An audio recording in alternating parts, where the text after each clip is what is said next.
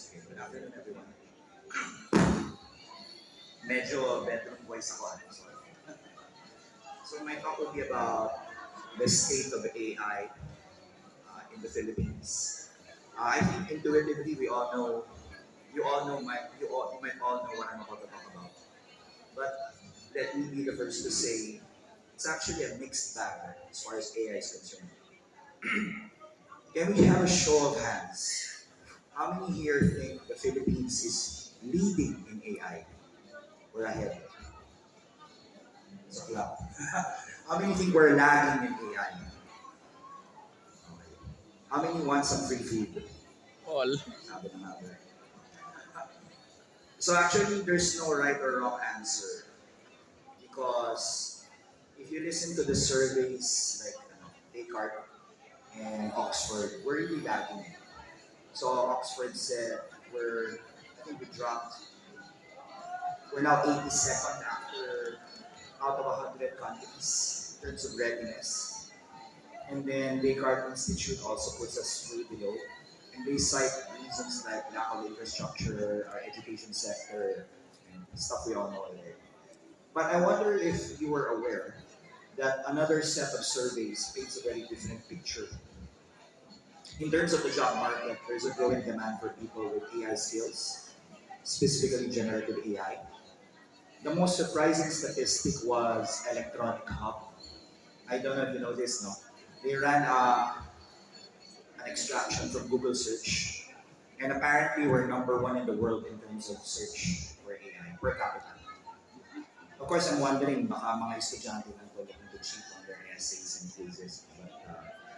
But if you look at number 2, 3, and 4, Singapore, Canada, and United Arab Emirates, maraming Pinoy doon. so, so I wonder if there's something about Filipinos and AI. But that's just search. What about some real usage? So according to Writer Buddy, they looked at web traffic going to the sites like ChatGPT, etc. We're number 4. Okay, not bad. Pero look at number 1, 2, and 3. You have the US, you have India, you have Indonesia. They're bigger populations than us. Diba? Indonesia's what, 300 million people, the US has 300 million people, India has a billion people, and we're right there along with them. So not bad. And in fact, the World Bank, this is just this year, they said we're number 4 in terms of usage of ChatGPT. I was just at the CAS conference this morning, conducted a prompt engineering class.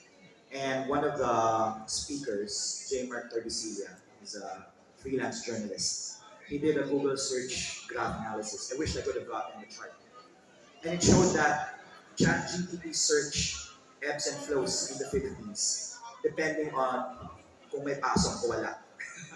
So it falls during summer break, it falls during Christmas, it falls during, what do you call this, Undas, and then it comes back to my school. So let's call it spade a spade. The students are using ChatGPT. LinkedIn ran a workforce survey just this year with Microsoft.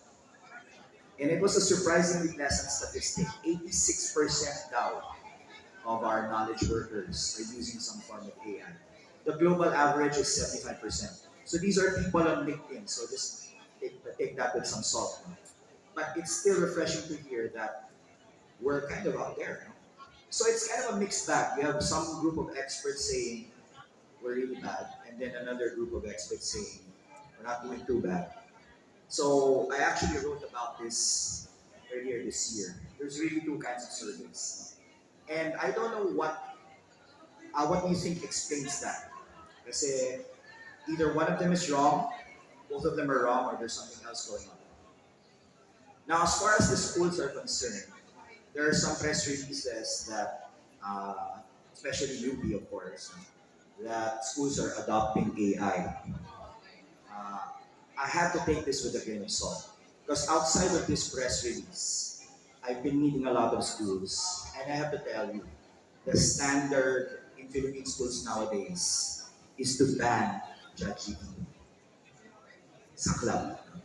Bakit? Well, nagkakahulihan eh. Cat and mouse. teachers and students pretending you're not using AI, students pretending not to use AI for essays, and teachers not pretending not to use AI to check the essays. So it's kind of a mess in schools at least. In terms of government, um, last July the BPI launched the Center for AI Research, and I think this is a good sign. Hopefully that helps raise our rankings next year. And in case you were wondering, meron namang mga regulations coming up. This is actually an outdated list. There's at least 9 regulations already. So a big bunch of regulations are all about setting up some new agencies.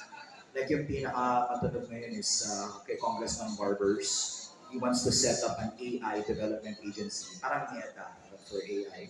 And then, interestingly, kay Ataide, Congressman Ataide, and Suwan, they're proposing laws to regulate or to ban companies firing people Huh? because of automation. Imagine that. It's labor protections. Obviously, the labor groups will love it. But I wonder, how do you really enforce such a ban? Diba? What if somebody got fired because a better Excel sheet does their job better? You consider that automation. It's kind of a gray area. I get it that that's a big concern, and I have a perspective on this later. I only have about 15 minutes. But just be aware these are the issues. There's a very brand new law filed by Congressman Villafuerte for the elections. They're going to impose a fine on anyone not disclosing a deepfake that gets caught, especially in elections. My question is, how do you detect such a thing? Because I don't know if anyone here has figured it out. It's almost impossible to detect a deepfake at the moment, unless someone admits it. And the government situation on the other side are all about banning it. The military wants to ban wants to ban AI image generators. Comelec wants to ban the use of AI and deepfakes. They've softened it now to you have to just register if you're going to use deepfakes. And again, my question would be, how do you really police people using deepfakes? I think it's coming from a good place, but it really begs the question: we need technology more than ever. If we're going to fight kind of the evils of technology. Now, one of the biggest questions about AI is about jobs. And I think some of the earliest data we've seen comes from the BPO sector. This comes from the latest report of the IT Hub. They report that 8% of BPOs have reported job losses. So meron na. But on the other hand, 13% of BPOs have reported job gains. Weird, no? So it's not necessarily a one-sided thing. People are not necessarily just losing jobs. There are new jobs getting created. But for the most part, siguro 60% status quo. One important statistic, easily one-fourth of the BPOs have reported that the jobs have changed and there's massive upskilling required. I tend to stay in that camp. If we're going to deal with artificial intelligence, we need to teach it. And this is not the AI that we're used to. It's a new type of AI. So to summarize, we have a reality check.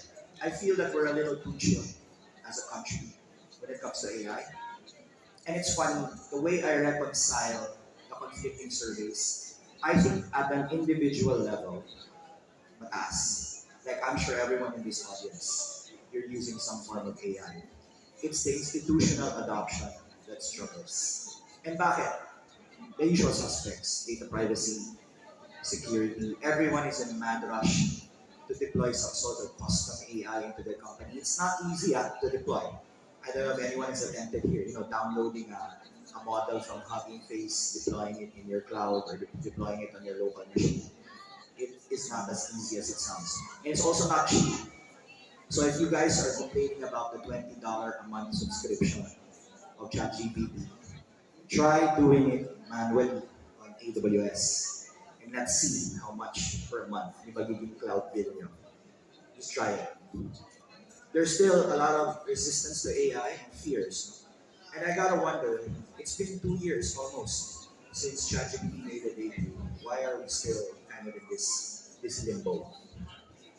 So I want to spend the last 5 minutes talking about what's happening out there. So obviously, ChatGPT is not the only tool. I'm particularly fond of, I don't know if you're familiar with Claude by Anthropic. I kind of use that as my default go-to tool for code generation. And there's so many models getting released every month.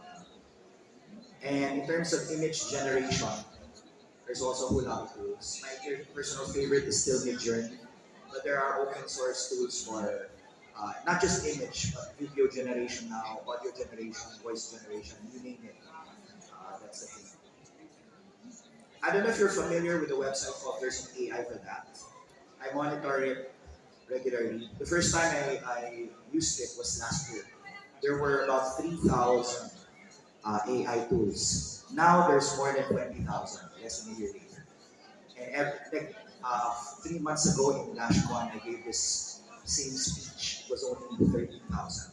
So between April or May this year and now, it grew by 7,000. There's literally more and more AI tools being created every minute. I'm not saying any of them are good. I'm just saying more and more. And this is a new thing. They're saying now we're in the middle of an AI bubble. I would tend to agree. But I want to make one thing very clear, and I will illustrate it by a prompt. So this is a mid-journey prompt, typical mid-journey prompt. If you guys use mid-journey, you say, give me a photo from a Canon R5 50mm DSLR, young Filipina CEO, sitting by a pool, wearing business casual. So that's a typical prompt. And you get this image. Really nice image of an artificial person. This person doesn't exist. Now, the punchline here is, this is old. This came out, I did this first prompt as early as first quarter 2023. Kasi mid-journey version 5 pa siya. There's a version 6 now. So if you change the parameter there from 5 to 6, yan na yung itsura. Oh. Let's put them side by side. My first question is, what happened to business casual? Now, the real question here is, that's version 6. What does version 10 look like? What does version 20 look like? If you are not on board this trend, you will really be left behind. And it's changing the leaps and bounds. I don't have the audio on my laptop, but there are tools also looking at music. I won't play it anymore. Let's do a poll. How many here think the image on the left is AI? Parang ayaw nyo. The image on the right is AI. Raise your hand. Ayaw nyo. Ulit, image on the left, AI. Medyo. Image on the right, AI. Actually, it's a trick question. Both are AI. This, just to remind you, we're already at an age where it's near impossible. It's still possible, but near impossible to differentiate between real media and AI media. AI is disrupting content, but obviously this is an IoT conference. We have to look at other uses of AI. But the bottom line here is, you guys have to be on top of this. And AI and sensor data go well together. Mamaya I'll give you guys some examples. So I'm going to wrap this up with some ideas and use cases. I'd love to talk about it during the panel. I'm happy that my colleague Michelle talked about analytics. Analytics and AI are actually cousins. I like this diagram from Gartner. It's an old one. Talks about the different types of analytics. The story is the same. Analytics and AI are the same thing. They both use data and transforms it for a decision or an action. There has to be a decision. Otherwise, in the analytics report. Now, if I direct your attention to the lower category, what's known as prescriptive analytics, andyan may AI. But take note, there's two. We talked about Waze earlier. That's an example of decision support. So you're driving your car, you're armed by AI. It tells you where to go. On the next roundabout, pick the next exit. But using the same data, people in California are now training self-driving cars. So that's the same thing. In one use case, by far the majority, humans are still required, pero armed by AI. In the second use case, humans na lang, our passengers na. AI will drive. I hope that gives you an idea of where jobs will go. I'm sure some jobs will get disrupted, but for the most part, as we saw with the video stats, most jobs will change because of AI. So the question to everyone here, I'm sure this is a skewed audience, but part of your job now requires AI to make it easier. In terms of Gen AI, I just want to summarize. These are the six kind of mature use cases. It's mostly content. But you can use content for many things. You can use it for analysis. You can use it for research. You can use it for technical assistance. My favorite use of a chatbot is to upload a document and to talk to the document. That's a totally different type of interaction we have for otherwise unstructured data. And even before ChatGPT, meron ng IoT and AI. AI is very good at one thing, getting patterns that humans fail to detect. AI is very good at that. One thing I want to highlight though is everyone's crazy about Gen AI now, but it's not the panacea. It's not the be all and end all for everything. In fact, Partner also shared this nice chart. There are certain use cases that are not for Gen AI. They're more for classical analytics or machine learning. So it's important to note, especially if you are vendors or you listen to vendors that tell you to do Gen AI, but actually they're doing old-fashioned analytics. That's not a bad thing. I think it's important that we identify which use cases are for which tools, and we can use AI for the appropriate use case. I think I'm about out of time, so I want to bring up something that I feel will be relevant. And this hits close to home, given my own background. I've been doing analytics, data science for longer than most people. And I myself am coming to terms with something, which is the majority of what I used to do, AI is starting to do. One of the biggest complaints of any data analyst is they all hate data cleaning and data prep. And that's what AI is doing very well. So professions like software development, data science, analytics need to be the first to adopt AI into their workflow. Otherwise, we risk being obsolete. But that's not just limited to tech jobs, any job. In fact, one of the things that I'm really advocating is we need an all-of-labor approach to artificial intelligence. The builders are your classical techie occupations. We need to have more of them. They're the ones who are going to build the models, tweak the models, fine-tune the models. But we need more attention also on the users of the information, as the panel earlier said. Not enough attention is being put on planners. These are the leaders. Most of the time, you have your, I don't know, you should sort the ages, your boomer boss who doesn't know how to use AI. They need to be educated. Where does AI fit into our company, into our process? And lastly, the most important job type are the educators. If we are full of schools banning ChatGPT, who's going to train the next generation of AI labor? I'm very happy to report that in my class this morning, 90% of the attendees were teachers. So teachers individually are taking the effort to learn while their schools are busy, banning. In the BPO sector, we're also analyzing what are the new jobs coming up. Because BPOs will just take jobs coming from places like the US and Europe. And using this framework, it is actually possible to anticipate new jobs. One of the surprising jobs that came up, data annotator. If you're familiar with a company called Connected Women, Flipside, what they do, they just label images or they finish sentences because that's the raw data needed to power Gen AI. So think of those terms. It doesn't have to be all really high tech, com size, that kind of work. And then lastly, I just want to leave you with this. This is an ongoing framework that I'm also personally working on, but I've started to propagate it through IDPAP and others. I feel that our approach to governance also needs to expand. We're all about enforcement only, cybercrime prevention, data privacy act. And most of the laws we're passing are penalties. Bawal yan, bawal yan, bawal yan. You go to jail. There aren't enough incentives.